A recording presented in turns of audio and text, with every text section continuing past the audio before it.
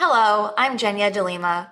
Welcome to Writing and Editing, the author-focused podcast that takes a whole person approach to everything related to both writing and editing. Self-defense scenes come up frequently in fiction, and they're often a critical part of our plots. But these scenes can also leave readers rolling their eyes if they aren't portrayed realistically. Patrick Tumblety is here to share his extensive knowledge on this subject, so your self-defense scenes will be grounded in reality and always come across as believable. Well, thank you so much for being here. Thank you so much for having me. Yeah, I'm excited to talk about this, but I already know that you're a pro about all this information, but could you share some of that background with listeners? Sure. So I have been publishing short stories for a little over a decade now. It's my favorite thing to do. I also put out my first full-length novel last year with Candace Nola's The Comfortably Dark, and working on my second novel now, as well as a all-ages children's illustration book that's coming out this fall as well. So on the writing front, that's me in a nutshell. And I sometimes dabble in poetry and audio work as well. And on the violence front, which is our topic, I teach self-defense. I concentrate on Krav Maga, but I also use jujitsu and everything else in mixed martial arts style with the goal of being able to train self-defense and gain more knowledge about the nature of violence and to have people be prepared for everyday practical life and what could happen for all ages and all body types. So it's not just a martial arts for the sake of learning a martial art, but look at real life violence and what we can do to mitigate our experience with it. Interesting. What's one of the first things that you teach your students or tell them even about mitigating violence, or maybe even recognizing when violence might be about to occur? The first thing we teach, regardless of experience, is the first thing we teach off the bat is that the best fight you could be in is the one that you're not in. That the difference between self defense and any type of fighting or learning about violence is very binary. It's very black and white. Either engage in violence or you are not. Ego out of it, you take social norms out of it. You can get yourself out of danger, get yourself out of danger. If somebody wants your money, you give them your money and you get yourself out of danger. Fighting is about fighting. This is more about survival. So that's the first thing we try to kind of go at, looking at violence from a, hey, I'm going to learn how to fight you, rather than, no, I'm going to learn how to get out of this completely unharmed as much as possible and get home safely. Yeah, I know we talked about this a little bit at AuthorCon, but I would love to have you share more about those social norms and how they can get in the way of people's self-defense measures. Yeah, so I feel like there's a lot of if most of your listeners are writers, everybody has this understanding of breaking down tropes in writing, right? I feel like there are tropes in how we think about certain things as well in everyday life, Mhm. and especially when it comes to violence, is this idea of how a violent incursion is going to happen. I talk to a lot of people who, and not to get political, but we talk about like gun violence and things like that. And, it occurred to me in discussing gun violence, that a lot of people feel that every encounter in their head is going to be like the old Wild West. That, somebody bringing a gun into school, you're going to look at them, they're going to look at you. The tumbleweed is going to roll and you're going to square up, the whole good guy with the gun kind of thing. Really what's going to happen is your back is going to be turned and 5 seconds will go by and 400 bullets are going to be flying at you. That's a trope that people have in their heads, that they think it's going to be like a movie. Um, Um, yeah. And so like, even when you're thinking about like hand to hand violence, when you're at a bar, a lot of people think, oh, it's going to be like, you're going to push me, I'm going to push you, we're going to square up with each other. And a lot of times it's not like that. A lot of times it's, it could be five guys on one. It could be violence comes when you least expect it. And it's never the way that you're going to expect it at all. hmm. And so that's one of the biggest tropes that we try to break down, is that like, this is what violence really looks like. When we think about movies and books where they're talking about violence and it's this long drawn out choreographed thing, even when it looks realistic, it's usually embellished for the screen, because realistically, people have done studies on this. An actual violent encounter lasts for about 8 seconds, Wow. from beginning to end. That's the average fight. Do you think Yeah. there's any harm in using the longer scenes for dramatic effect? maybe No, I mean, people thinking that they last, half an hour or, 30 pages or whatever it is. no, no. And to be very clear, like if that's your writing style, if those are the things you like, I mean, it's entertainment. I'm all for it. Like I love like the John Wick films. Like I love the fact that they turn violence into a almost like opera like ballet.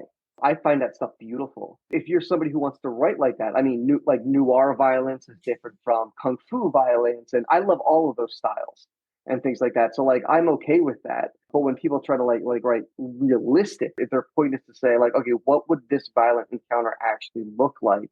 That's when I would say, well, if you want it to be realistic, turn to people who have experienced violence because there's a lot of people who write about it and about survivors and things like that. I would say definitely turn your eye to that more if that's what you're looking for. Yeah, and I can see too that this is going to change depending on what kind of story you're writing. So if you have someone who's never been engaged in a fight at all, and suddenly someone's coming at them in a dark alleyway, that obviously their fighting style and even their psychological preparation for it is going to differ greatly from someone like John Wick. Yeah, and I think that that's one of the things that we kind of stuff that we break down. One of the things that we get a lot of from people starting out is they'll look up YouTube videos from so-called experts about what to do in its Oh, situation, and it's just gobbledygook. It's just so silly. It's like you will never do this in a situation. In fact, that might put you in more harm. Never do. There's a lot of study about it too, where it's like there's so many even people who've trained their whole lives maybe only think about doing two things when faced with 2 seconds of trying to react to something violent yeah. and so we train for that as well. There's something that we train mostly for, which is called the freeze, which is what everybody does. It's that thing where even like little things where like you drop food on the floor, you don't immediately start picking up. You look at it and you assess and you go, "Huh, I just dropped food on the floor." All of our brains do that. Our brains need the way they are. It works fast, but not as fast as you think. Mhm. And when you have somebody pointing a knife at you, how do you deal with that? How do you get past the freeze? Just to even rethink of what to do and rethink your situation. So a lot of our training, you can train a move, you can train, ad nauseum, but it's under pressure. Will you actually do that? Yeah. And so that a lot of our training has to do that as our reaction time and our a way to assess the danger as well. How quickly we can do that. Yeah. Have you ever seen the freeze used in a book or a movie? No, actually, not really. But there have been like times where I'm trying to think. That's actually a really good question because I'm trying to think. Have there been times where I've seen it like depicted as something normal?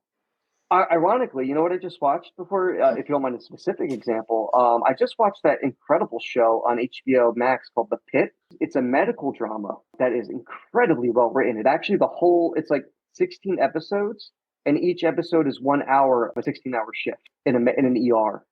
And there have been moments where something will happen, and in real time, you see a person literally talk to themselves, "This is it. This is my priority. This is what I have to do," as though they're taking that freeze and dealing with the freeze by talking through it.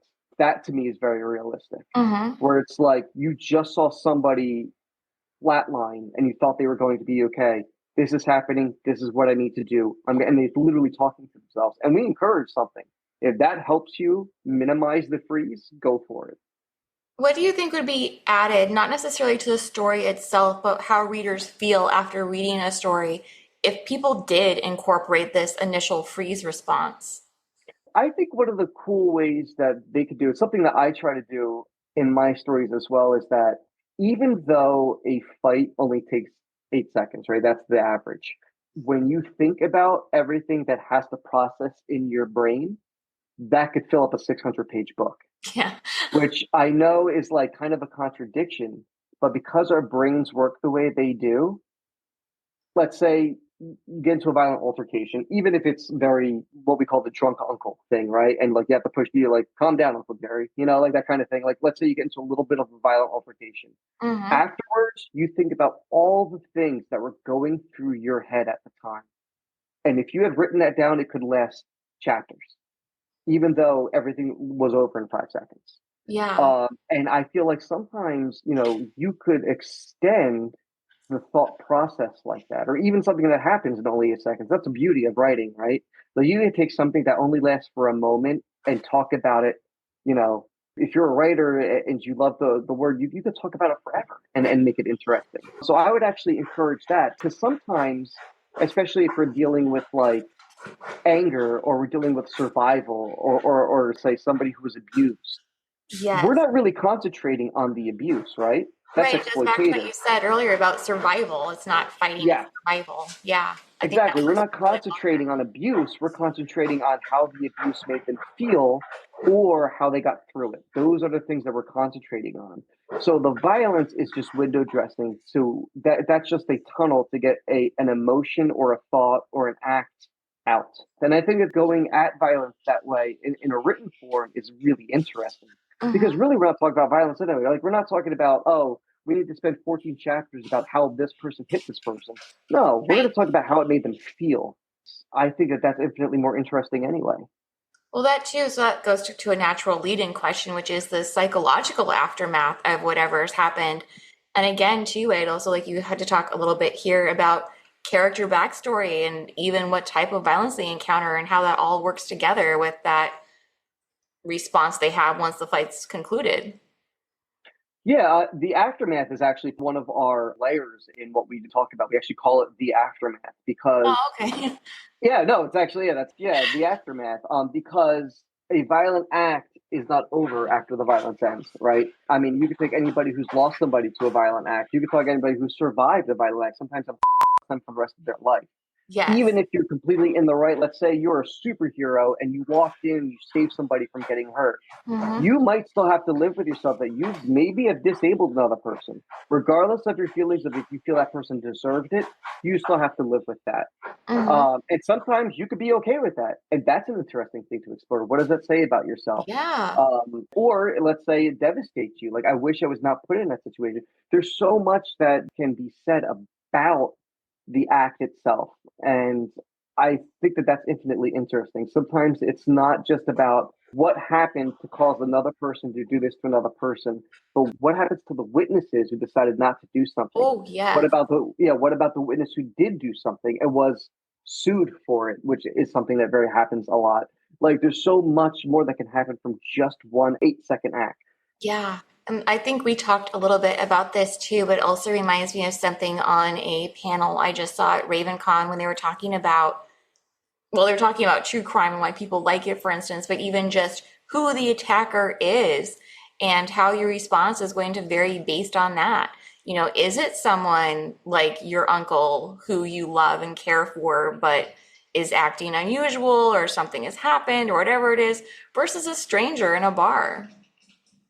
Yeah, and we bring that a lot too, like the idea of self preservation, but also how you look at other people and like the way that they view other people doing violence to each other. Like, it says a lot about you, right? Like, it's Right. one example I like to use is that, sometimes I will ask, like, we also do like women's only classes, right? And a friend of mine, she's incredible instructor. And she asks them at the beginning, she goes, how many people are willing to kill another person? Let's say, God forbid, somebody wants to, rape you or murder you. Are you okay with killing that person? And almost unanimously, everybody says, no, I don't think I'm ready to do that. And I go, okay, you're with your daughter. They're doing that to your daughter. Oh yeah, I'll kill him. I'll kill him right away. And we go, okay, why is your daughter's life worth more than yours?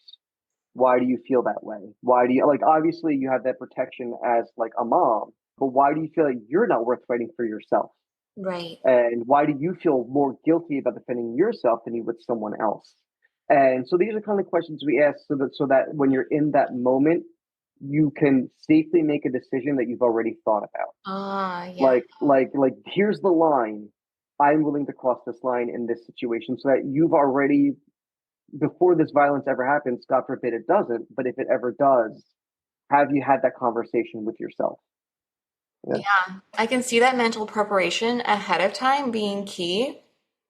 So I just hope for anyone listening who hasn't been to a self-defense class that they are thinking about this question and now asking it. Because I think until we had talked about it, I never really thought about it like that at all. And I would have had the same response. Yeah, I mean, it's interesting. Like I said, we can teach, give me an hour and I could teach somebody 5 moves that would make their life longer. You know what I mean? Like, things that Yeah. you may not think about. However, I can't teach mental preparedness. I can only ask the questions. So it's really up to the person to say, okay, I can train in this, but am I ready to execute it when the time happens? Mm-hmm. And so for us, that's usually the most important aspect. Say, hey, we could train you all day long, but it's up to you to decide what that line is. Are you willing to defend yourself? And will you have the wherewithal to act? Training your brain is up to you, really. Yeah. Can you talk also about how fighting styles or self-defense measures might differ depending on who the attacker is? Absolutely. So this is going to sound really funny.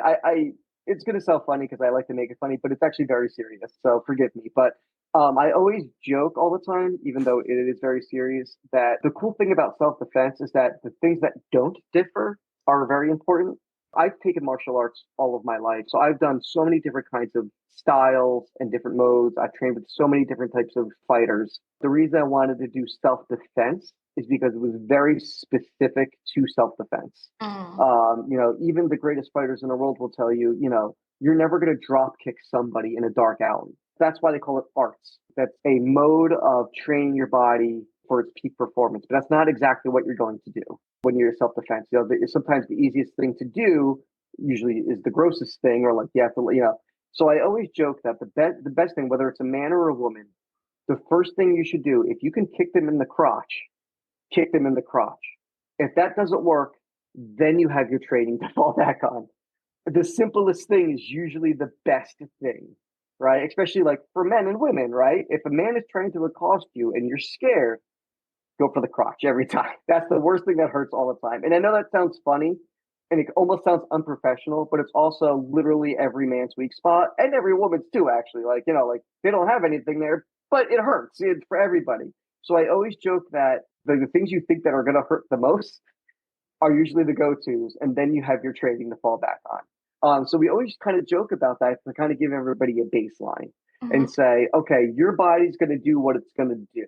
In fact, that's how, like I said, I train in Krav Maga, right? And Krav was based on what we do naturally. How they started Krav is they would just have people attack each other and see how people reacted. So Oh. like if somebody came at you with like a bat, right? Immediately 99 out of 100 people put their hands up just like to cover their face like this. They go, okay, that's where we're going to start. Everybody is protecting themselves like this. This Hmm. is our stance. This is how we start because you're protecting your face and your brain, and your body naturally knows that that's the computer that it has to protect. And so it's based off of human reaction to things. Oh. So that's kind of the difference in style. So that's why I kind of leaned far away from all the other different styles that I learned to a more, what I call a more practical self defense, which is Yeah. what are we naturally going to do in this situation? Also, for your listeners who can't see me, I'm 5 feet tall and I'm 41 years old.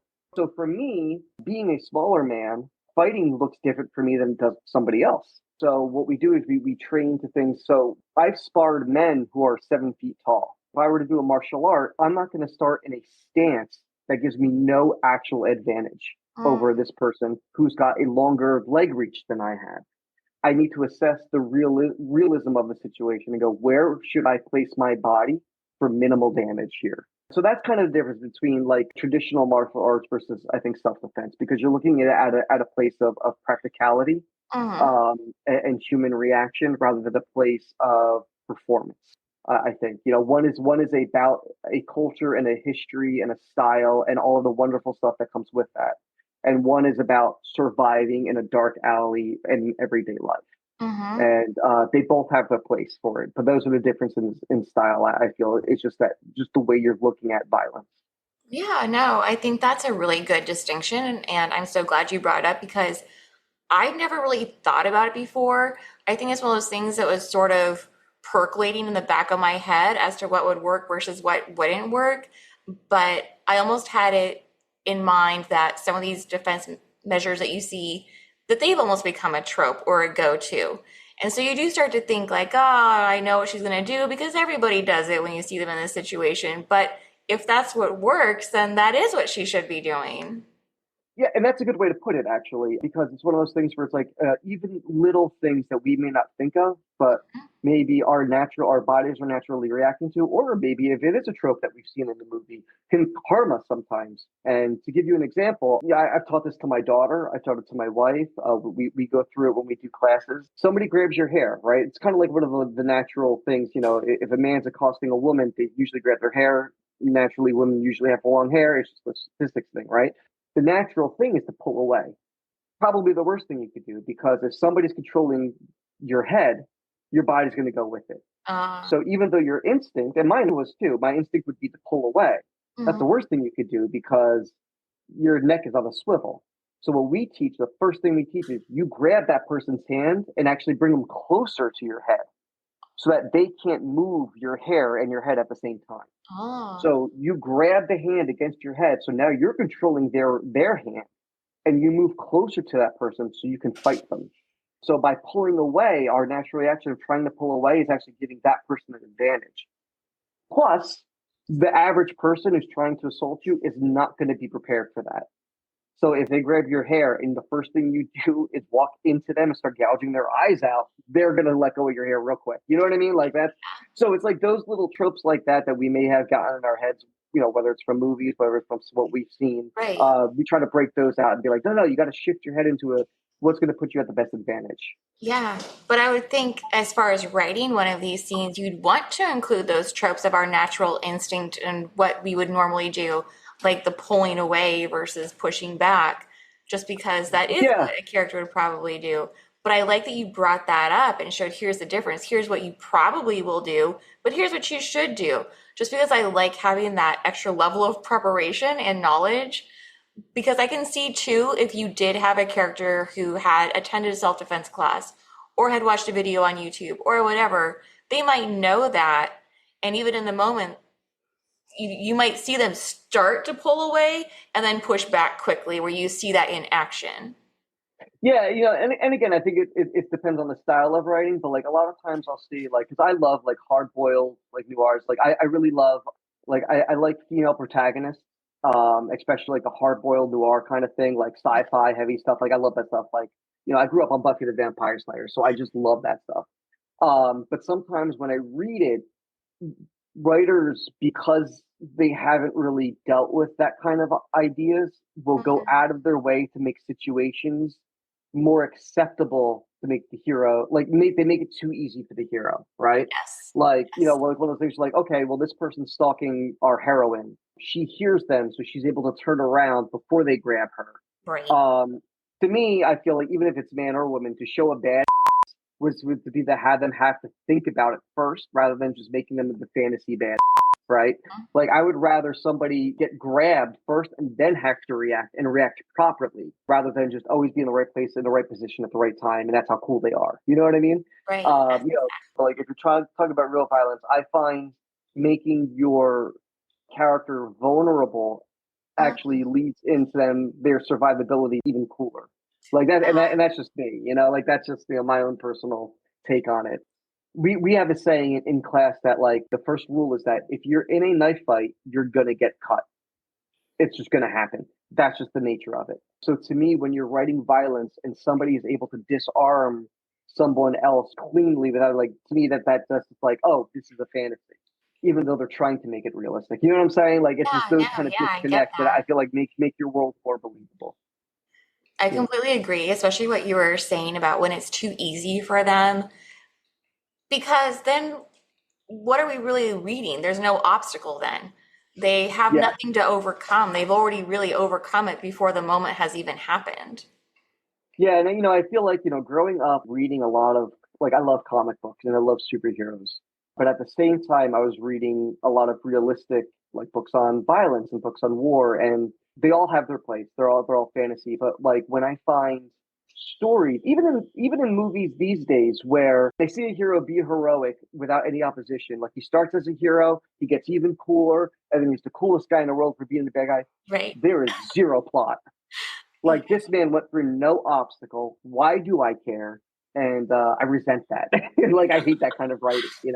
And I feel like when you approach violence and when you approach people who are going through violence, to make somebody indestructible is to tell me that you're trying to say something else. And if you are, that's okay. but you also can't tell me that you're trying to write it realistically if you're not taking into account that your main character is a human being who is capable of failure. Yep.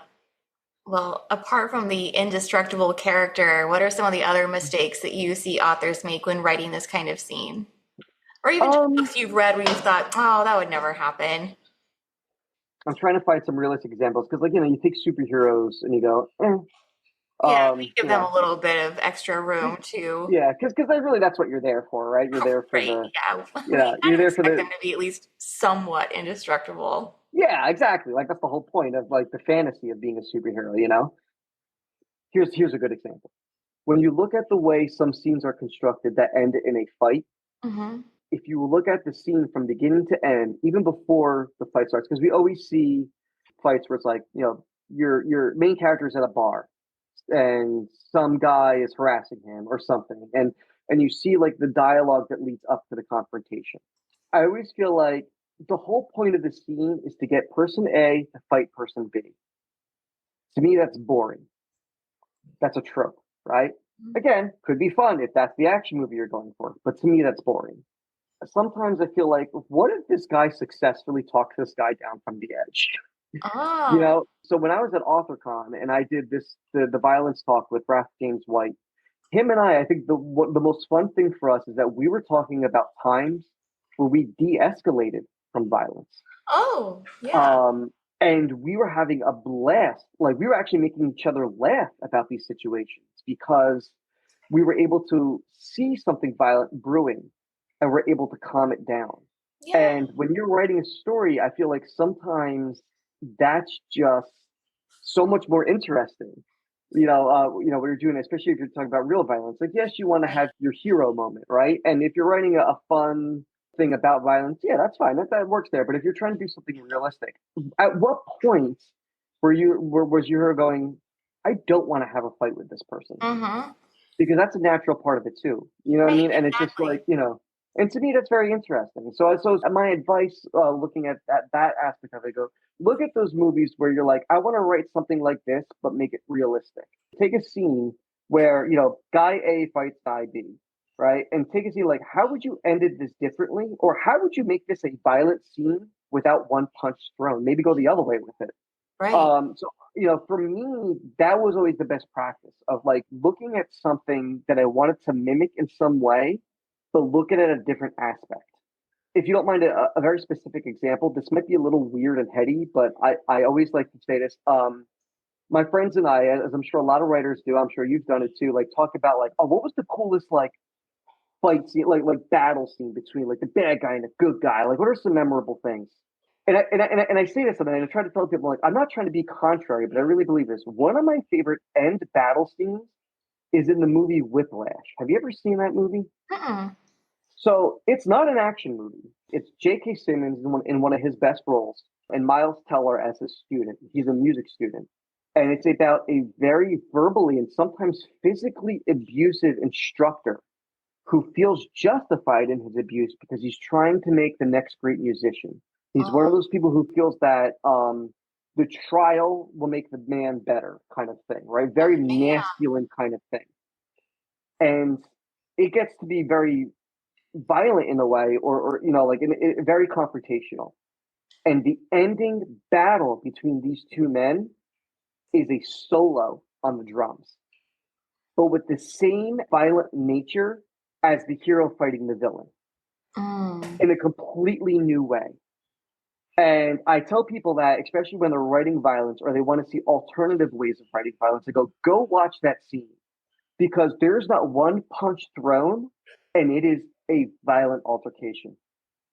And I go, that to me is like the most clever way of taking that trope and turning it right on its head. Yes, you've subverted Um, that so well with that. Yeah. yeah, Thinking about subversion. yeah, this very Yeah, limited view of what we consider violence, but you're right. It expands outward in so many other directions, and how we feel violence even in our body with something where there's no physical touch at all. Well, do you yeah, yeah. have any parting advice or a way that people can connect with you if they'd like to learn more? Oh, sure. I mean, I'm everywhere. Just so like I'm on all of the stuff, all of the social medias. I love talking to people, so I just always encourage people to please reach out and talk about anything. If people I can want vouch for more, that. yeah, I mean, I really do. I love people. I love the writing and the reading community, and I can talk about stories all day. But if it's specifically violence and you kind of want more information, I'll always talk about that. But there's also a lot of really good literature out there that I highly recommend. One of the books that we read a lot of in our class is it's called Meditations on Violence, and it's written by ex-military guy who works in security, and he's built one of the ones that we base kind of our whole thought process on because it's he talks a lot about the psychology. It's where we've got like the aftermath and the freeze and things like that, and so it's like a very accessible book for a lot of people. There's also a really good book called It Happened When I Wasn't There, I believe is the title. I always forget the title because it's complicated, but if you search on Amazon, you'll find it. And it's basically about altercations that could have gone really violent but didn't because of whether it was de-escalation or something else. And so it's talking about violence that like never happened because of how it stopped. And Mhm. I feel like you can learn a lot from that. So yeah, so I would say definitely check out books like that. There are a lot of good stuff, like a lot of like real accounts of violence, and it can be very hard for people because it is traumatizing. But I Right. feel like if you're going to write about something that's traumatizing in a very realistic way, then I feel like it is something you need to learn about. And I feel like that for any subject in writing, do your due diligence and talk to or read about the people who went through it. And I feel like that's the best way to illuminate yourself, not only on the reality of it, but it might even give you fuel to say, "Ooh, I want to look at this in a different way," and that might make what you're writing even more interesting. Yes. So yeah, so I'm just everywhere. Everybody who Patrick Tumblety, just feel free to, I'm on Facebook, I'm on Blue Sky, all of the other socials. I do a lot of writing online as well. I like to collaborate. I have a couple collaborations coming up this year, so just get in Very touch with me. fun. I love hearing from people. Yeah. Thank you so much, Patrick. This has been such an eye-opening conversation, and I know I have a lot to think about too. So thank Oh, you. good. Well, thank you so much for having me on. It was a pleasure. It was. And thank you for listening. And be sure to check out the show notes for additional information, and I'll have all of Patrick's links there. And then please join me next week when author Rebby Huntman will be here to talk about the connection between culture, movement, and memoir. Thanks again.